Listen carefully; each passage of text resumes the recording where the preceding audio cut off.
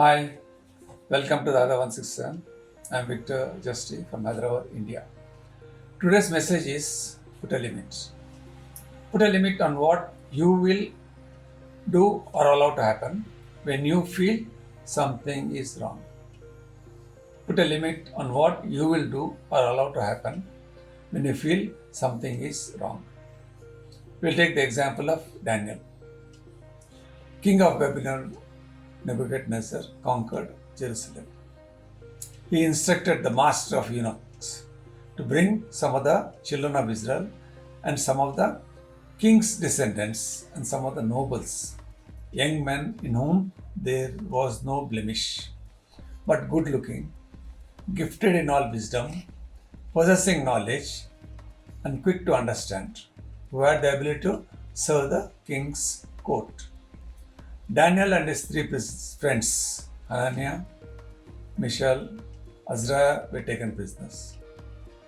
The eunuch named Daniel Belteshazzar, Hananiah Shadrach, and Mishael as Meshach, and Azariah as Abednego.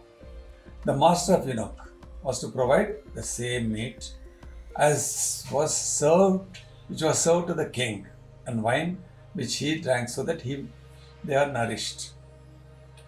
Daniel and his three friends did not say anything when they were selected to be taken as prisoners, because they were a conquered people. Daniel and his three friends did not say anything when the names were changed, because as prisoners they don't have the authority to refuse. But Daniel decided that he would not defile himself with a portion of the king's meat or the wine, because he knew he has to put a limit on what you will allow to it to happen. He requested the eunuch that he might not defile himself. But the prince of the eunuch refused Daniel's request, as he had said that he cannot defy the king. Then said Daniel to Melzar, whom the prince of the eunuch had set over Daniel, Hananiah, Mishael, and Azariah, that in 10 days' time he would prove that they would look more healthier than the others who drank wine and ate the king's meat.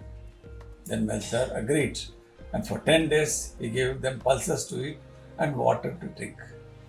And at the end of the 10 days, their countenances appeared fairer and fatter in flesh. Thus Melzar took away the portion of their meat and the wine that they should drink, and gave them pulses. This means that whenever we decide firmly to honor God through our decisions, God will make it possible for us to succeed.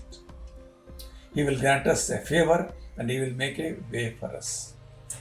You have to put a limit on what you will do or allow to happen when you feel something is wrong. Know God and His word. Know where to draw your lines and don't cross them. Daniel resolved that he would not defile himself with the king's food or with the wine that he drank. Daniel said, I can do this and I can observe that, but I cannot go any further.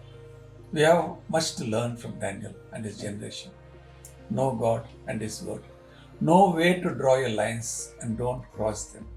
We cannot overstate the pressure Daniel and his friends, Hananiah, Mishael, and Azariah, were under when they arrived in Babylon.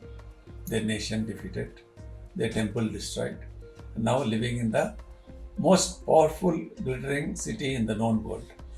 They were enlisted in the service of the Babylon, and they accepted it. Their education was that of Babylon, and they accepted it. Their names were changed to those of Babylon, and they accepted it. Their food was to be that of Babylon, and Daniel and his friends drew the line there. They knew God and His word, know where to draw the line and not to cross them.